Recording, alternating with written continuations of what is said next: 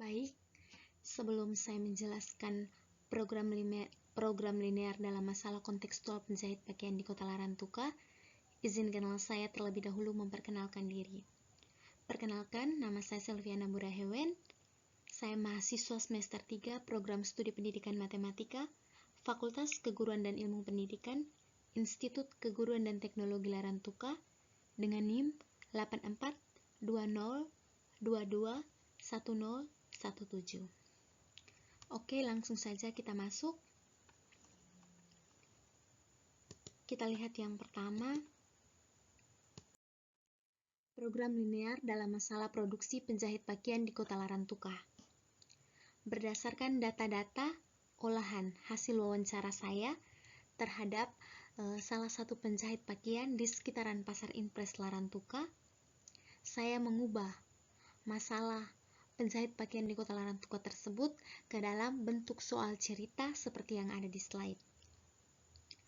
Mas Iksal merupakan seorang penjahit pakaian di sekitaran Pasar Impres Larantuka, Kabupaten Flores Timur, Nusa Tenggara Timur. Untuk menjahit baju dress dan blus wanita, Mas Iksal menggunakan kain jenis brokat dan tenun. Baju blus wanita membutuhkan 1 meter kain brokat dan 0,5 meter kain tenun.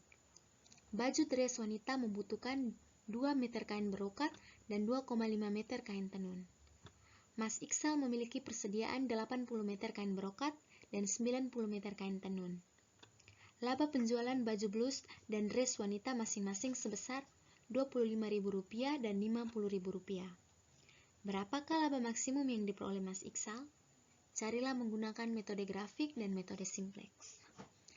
Nah, sebelum kita memberikan solusi program linear terkait masalah produksi penjahit pakaian di Kota Larantuka ini, langkah paling pertama yang harus kita lakukan adalah kita mengubah masalah nyata dari soal cerita ini ke dalam masalah program linear. Adapun langkah-langkah untuk mengubah masalah nyata atau masalah kontekstual ke dalam program linear adalah sebagai berikut. Langkah pertamanya, kita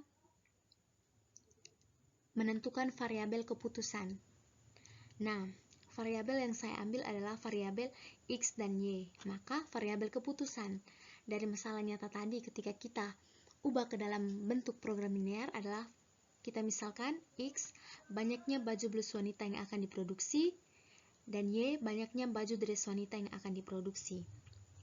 Langkah kedua, kita menentukan fungsi objektif atau fungsi tujuannya. Nah, dari soal cerita tadi, dari masalah kontekstual tadi, fungsi objektif atau fungsi tujuannya adalah kita mencari laba maksimum. Maka fungsi tujuan atau fungsi objektif dari masalah tadi adalah memaksimumkan laba rupiah Z, yaitu maksimum Z X, Y sama dengan 25.000 X tambah 50.000 Y. Langkah yang ketiga, kita menentukan kendala. Nah, masalah program linear tadi dalam soal cerita bisa terlihat, bisa kita buat, kita sederhanakan soal cerita tadi ke dalam model matematikanya, seperti pada tabel. Nah, untuk menentukan kendala pertama, kita bisa lihat pada kolom model. Nah, kolom model ini merupakan kolom kendala pertama untuk masalah program linear dari masalah nyata tadi. Maka kendala pertamanya X tambah 2Y kurang dari sama dengan 80, dan keduanya 0,5X tambah 2,5Y kurang dari sama dengan 90.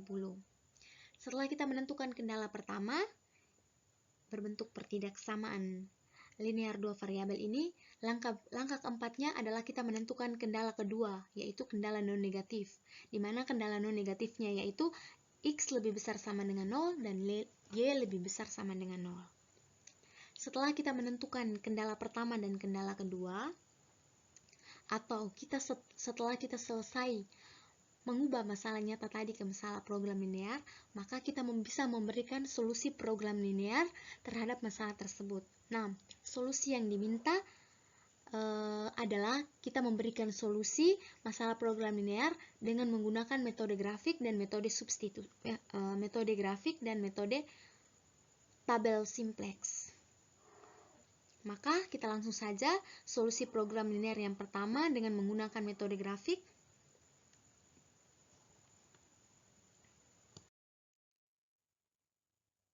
Langkah pertama untuk memberikan solusi program linear dengan menggunakan metode grafik adalah kita menggambarkan grafik dan menentukan daerah penyelesaian dari kendala-kendala.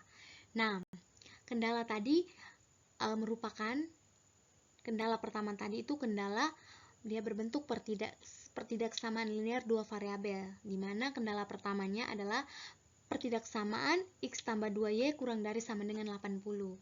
Nah, setelah kita menentukan kendala tadi, kita menggambarkan dan menentukan daerah penyelesaian dari pertidaksamaan x tambah 2y kurang dari sama dengan 80.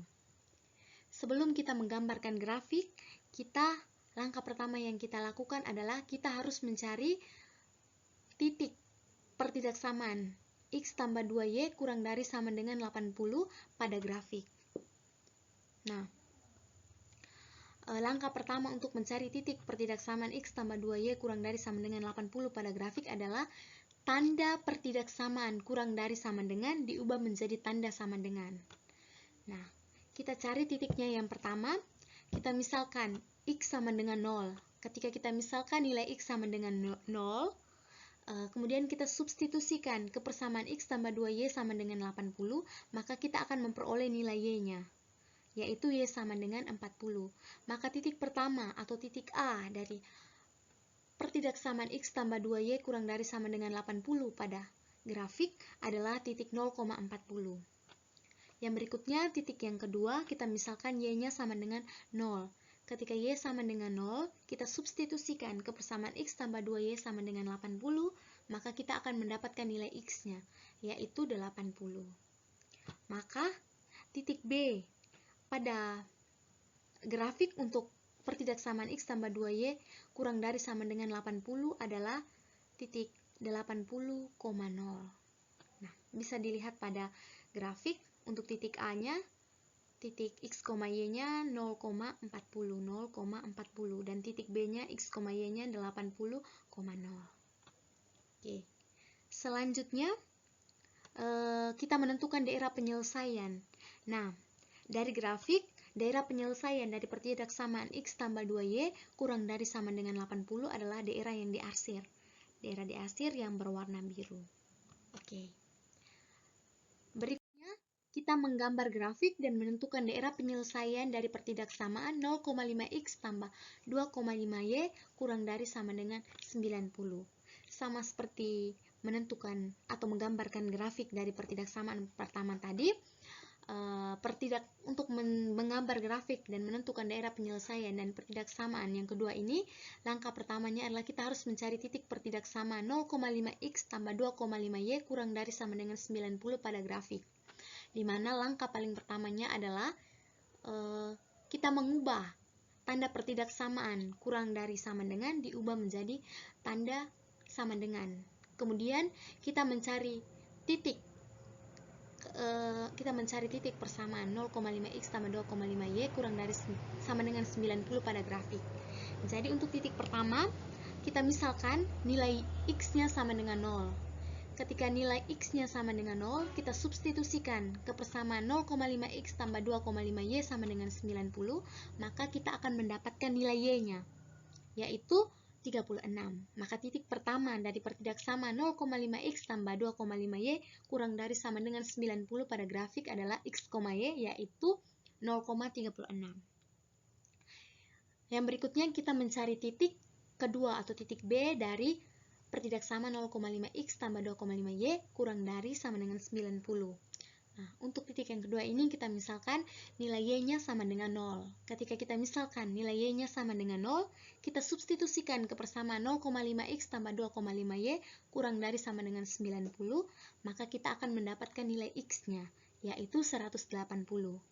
maka titik kedua dari pertidaksamaan 0,5x tambah 2,5y kurang dari sama dengan 90 ketika kita gambarkan pada grafik adalah titik 180,0.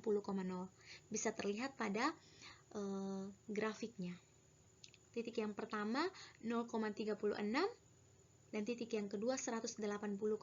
Dengan daerah penyelesaian dari pertidaksamaan tersebut adalah daerah yang diarsir, daerah yang berwarna biru.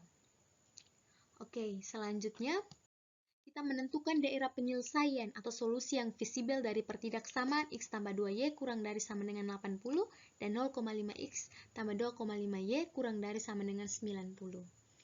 Nah, untuk menentukan daerah penyelesaian atau solusi yang visible dari pertidaksamaan ini, kita bisa lihat di grafik. Dari grafik, garis pertama ini merupakan garis pertidaksamaan x tambah 2y kurang dari sama dengan 80, di mana titiknya adalah 0,40 dan 80,0. Untuk garis yang kedua ini merupakan garis dari pertidaksamaan 0,5x tambah 2,5y kurang dari sama dengan 90, di mana titiknya adalah 0,36 dan 180,0. Nah, dari grafik juga terlihat bahwa antara garis pada pertidaksamaan pertama x tambah 2y kurang dari sama dengan 90 dan garis pada persamaan kedua 0,5x tambah 2,5y kurang dari sama dengan 90 berpotongan di satu titik. Kedua garis tersebut berpotongan di satu titik, yaitu titik E. Nah, untuk mencari titik potong dari kedua garis ini atau dari kedua pertidaksamaan ini, maka kita menggunakan metode eliminasi dan substitusi. Dalam kasus ini, kasus dari pertidaksamaan x tambah 2y kurang dari sama dengan 80 dan 0,5x tambah 2,5y kurang dari sama dengan 90, ketika kita mengeliminasi x-nya, maka kita akan mendapatkan nilai y-nya, yaitu nilai y-nya itu 33,3. Nah, setelah kita mendapatkan nilai y-nya yaitu 33,3, kita substitusikan ke salah satu dari kedua persamaan di atas. Jadi kita substitusikan ke pertidaksamaan pertama atau pertidaksamaan kedua. Maka kita akan memperoleh nilai x-nya. Ketika kita substitusikan nilai y sama dengan 33,3 tadi ke salah satu persamaan dari kedua persamaan tadi, maka kita akan memperoleh nilai x yaitu 13,4. Maka titik potongnya adalah titik x, y yaitu 13,4, 33,3. Nah, daerah penyelesaian atau daerah solusi yang visible dari kedua pertidaksamaan tersebut adalah daerah yang diarsir. Daerah diarsir yang diberi warna biru, di mana titik-titik yang termaksud dari daerah penyelesaian atau solusi yang visible adalah titik yang pertama 0,0, titik yang kedua 0,36, titik yang ketiga 80,0, dan titik yang keempat adalah titik potong kedua pertidaksamaan tadi, yaitu 13,4, 33,3. Untuk titik 0,40 dia tidak termasuk dalam titik daerah penyelesaian atau solusi yang visible, karena titik ini di luar dari daerah penyelesaian. Begitu pula dengan titik 180,0. Oke. Dari grafik ini, langkah selanjutnya adalah kita menentukan solusi optimal dari semua titik di daerah yang visible dengan metode titik ekstrim untuk melihat nilai fungsi tujuan yang dicari. Nah, dari semua titik di daerah yang visible yang sudah saya sebutkan tadi, dengan titik pertamanya adalah titik pusat 0,0, titik yang kedua adalah 0,36, dan titik yang ketiga adalah 80,0, dan titik terakhir adalah titik potong 13,4, 33,3. Kita akan menentukan solusi optimalnya untuk melihat nilai fungsi tujuan yang dicari. Dari titik tersebut kita akan menentukan nilai fungsi tujuan yang dicari, yaitu laba maksimumnya dengan menggunakan metode titik ekstrim. Maka bisa terlihat pada tabel. Titik ekstrim x, y, titik pertama 0,0, maka solusi optimal dari nilai fungsi tujuannya yang dicari adalah 0. Kemudian titik ekstrimnya x, y 0,36, maka solusi optimal dari nilai fungsi tujuan yang dicari adalah 1.800.000. Titik ekstrim 80,0, maka solusi optimal dari nilai fungsi yang dicari adalah 2 juta. Begitu pula dengan titik ekstrim 13,4,33,3, maka solusi optimal dari nilai fungsi tujuan yang dicari adalah 2 juta. Nah, dari grafik tadi kita menentukan titik di daerah yang visible dengan metode titik ekstrim untuk melihat nilai fungsi tujuan yang dicari. Nah, nilai fungsi tujuan yang dicari itu sudah terpampang di tabel ini. Maka dapat disimpulkan, jadi laba maksimum yang diperoleh penjahit tersebut adalah 2 juta rupiah. Oke, berikutnya kita menggunakan tadi kendalanya X1 tambah 2X2 kurang dari sama dengan 80. Nah, kendala ini kita ubah menjadi bentuk baku, maka dia akan menjadi X1 tambah 2X2 tambah S1 sama dengan 80. Tanda pertidaksamaan kurang dari sama dengan dirubah menjadi sama dengan menambahkan satu variabel slang. Begitu pula untuk kendala 0,5X1 tambah 2,5X2 tambah S2 sama dengan 90.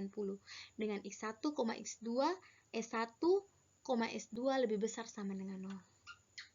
Maka bentuk tabel simplexnya akan terlihat seperti ini. Setelah kita membentuk tabel simplex, langkah yang berikut adalah kita memeriksa tabel. Nah, layak atau tidaknya tabel bisa dilihat dari nilai solusi, kolom solusi. Tabel layak jika tidak ada solusi yang bernilai negatif, dan tabel tidak layak jika ada nilai solusi yang bernilai negatif. Nah, dari tabel simplex masalah tadi, solusinya tidak ada yang bernilai negatif, maka tabel ini adalah tabel layak. Setelah kita melihat atau kita memeriksa kelayakan tabel, langkah selanjutnya adalah kita menentukan kolom pivot. Nah, karena ini kasus maksimasi, di mana tadi kita disuruh untuk mencari laba maksimum, maka kasusnya adalah kasus maksimasi. Kolom pivotnya kita tentukan dengan melihat nilai Z yang paling negatif. Nah, nilai Z yang paling negatif ini adalah negatif 50. Nah, negatif 50 ini berada pada kolom X2. Maka X2 merupakan kolom pivot atau kolom kunci, karena nilai negatif terbesar ada pada kolom X2. Oke. Berikutnya kita menentukan baris pivot. Nah, untuk menentukan baris pivot, kita harus melihatnya dari rasio, di mana rasio ini kita dapatkan dari membagi nilai pada kolom solusi dengan nilai kolom yang bersesuaian, di mana barisnya sama. Nah, nilai pada kolom solusi dibagi dengan nilai pada kolom yang bersesuaian. Nah, untuk nilai kolom solusinya 80, kita bagi dengan nilai kolom pivot yang bersesuaian, yaitu 2, maka rasionya adalah 40. Dan untuk nilai kolom solusi 90, kita bagi dengan nilai kolom pivot yang bersesuaian, yaitu 2,5, maka rasionya adalah 36. Nah, untuk menentukan baris pivot, kita lihat berdasarkan rasio terkecil. Rasio terkecilnya ada pada rasio 36. Nah, rasio 36 bersesuaian dengan baris S2. Maka baris S2 ini merupakan baris pivot. Oke. Langkah berikutnya kita menentukan elemen pivot. Elemen pivot kita tentukan dengan melihat nilai perpotongan antara kolom pivot dan baris pivot. Nah, nilai yang terletak pada perpotongan antara kolom pivot dan baris pivot adalah 2,5. Maka 2,5 merupakan elemen pivot atau elemen sel. Oke. Adalah S2. Nah, kita akan mencari baris S2 baru. Nah, baris S2 baru atau baris kunci baru sama dengan baris kunci lama dibagi elemen sel. Baris kunci baru S2 sama dengan baris kunci lama tadi 0,5, 2,5, 1, 0, dan 90. di mana elemen selnya adalah 2,5. Maka baris kunci baru S2 sama dengan 0,5 dibagi 2,5, 0,2, 2,5 dibagi 2,51, 1 dibagi 2,5, 0,4, 0 dibagi 2,5, 0, 90 dibagi 2,5 sama dengan 36. Maka baris kunci baru S2 adalah 0,2, 1, 0,4, 0, dan 36. Nah, berikutnya kita menentukan baris kunci, kita menentukan baris S1 baru. Kita menentukan baris S1 baru. Baris S1 baru didapatkan dari baris S1 lama dikurangi hasil dari nilai kolom kunci baris yang sesuai dikali dengan baris kunci baru. Nah, baris S1 barunya baris S1 lama dikurangi hasil kali dari nilai kolom kunci baris yang sesuai kali baris kunci baru. Nah, baris S1 baris S1 lama tadi 1, 2, 1, 0, 80 dikurangi nilai kolom kunci baris yang sesuai. Nilai kolom kunci baris yang sesuai tadi adalah 2 dikali baris kunci baru, baris kunci yang tadi kita dapatkan. Maka 1 dikurangi hasil kali 2 dikali 0,2. Kemudian 2 dikurangi 2 dikali 1. 1 dikurangi 2 dikali 0,4. Berikutnya 0 dikurangi 2 dikali dengan 0. Dan yang terakhir 80 dikurangi 2 kali 36. Maka baris S1 baru atau baris X1 barunya adalah 0,6, 1 kurang 2 kali 0,2, 0,6, 2 kurang 2 kali 1, 0, 1 dikurang 2 kali 0,4, 0,2, 0 dikurang 2, 0 dikurang 2 dikali 0, 0, 80 dikurangi 2 kali 36, 8. Maka baris S1 baru atau X1 barunya adalah 0,6, 0, 0,2, 0, dan 8. Oke. Berikutnya kita menentukan atau membuat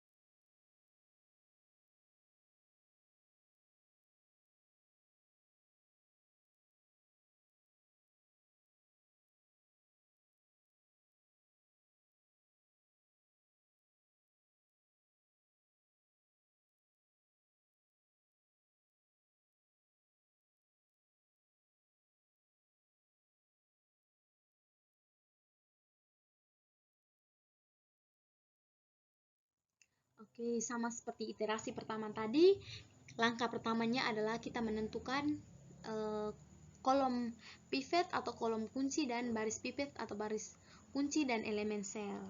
Nah, untuk kolom pivotnya kita lihat dari nilai Z yang paling negatif. Nah, nilai Z paling negatif ini bersesuaian dengan kolom X1, maka kolom X1 ini merupakan kolom pivot. Nah, kemudian kita menentukan baris pivotnya, kita lihat dari nilai indeks atau rasio yang paling kecil. Karena rasio yang paling kecilnya adalah 13,4 dan dia bersesuaian dengan baris X1, maka baris X1 merupakan baris pivot. Dan elemen selnya adalah 0,6 karena nilai 0,6 ini terletak pada perpotongan antara kolom pivot dan baris pivot. Oke, setelah kita menentukan kolom pivot, baris pivot, dan elemen sel, berikutnya adalah kita membuat baris kunci baru, baris pivot baru. Baris pivot lama 0,6, 0, 0,2, 0,8. Nah, kita membuat baris X1 baru. Membuat baris kunci baru sama dengan baris kunci lama dibagi elemen sel. Baris kunci baru X1 sama dengan baris kunci lama 0,6, 0, 0,2, 0, dan 8 dibagi elemen selnya 0,6.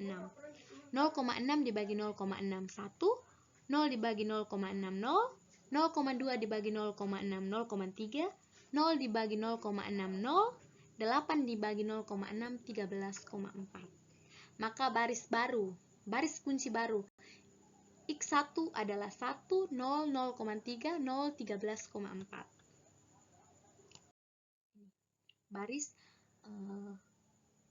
kunci baru X1 baru 1, 0, 0,3, 0, 13,4. Berikutnya kita membuat baris variabel baru atau baris S2 baru.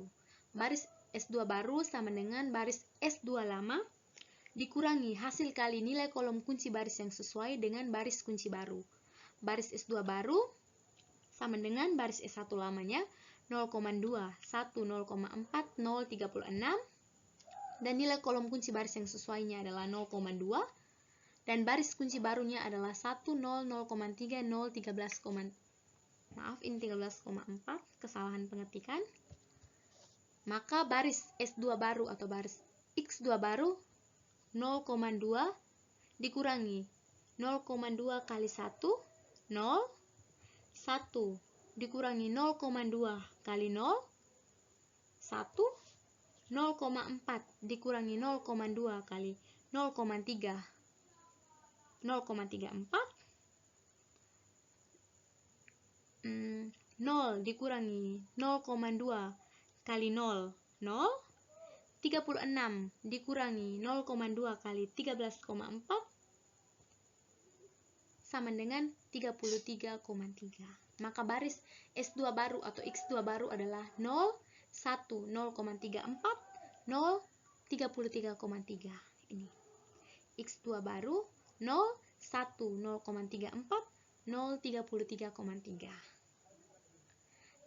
Terakhir kita membuat atau menentukan baris Z baru. Baris Z baru sama dengan baris Z lama dikurangi hasil kali nilai kolom kunci baris yang sesuai kali baris kunci baru. Baris Z barunya sama dengan baris Z lama negatif 15 kali 0, negatif 15, 0, 20, 0, 1800. Nilai kolom kunci baris yang sesuainya adalah negatif 15 dan baris kunci barunya tadi 1, 0, 0,3, 0, 13,4. Maka baris Z baru sama dengan negatif 15 dikurangi negatif 15 kali 1, 0, negatif 0 dikali negatif 15 kali 0, 0, 20 dikurangi negatif 15 kali 0,3, 24,5, 0 dikurangi negatif 15 kali 0, 0, 1800 dikurangi negatif 15 kali 13,4, 2000. Maka baris Z barunya adalah 0, 0, 24,5, 0, dan 2000. Oke. Teman-teman, perhatikan tabel iterasi kedua di bawah ini. Dari tabel ini terlihat bahwa tabel sudah optimal karena sudah tidak ada lagi nilai Z yang negatif, di mana nilai pada baris Z-nya adalah sudah positif, tidak ada yang negatif. Maka tabel solusi ini sudah optimal, sehingga perhitungan iterasinya dihentikan. Maka ini adalah tabel metode simplex. Tabel metode simplex dari solusi program linear dengan menggunakan metode simplex itu sendiri. Nah,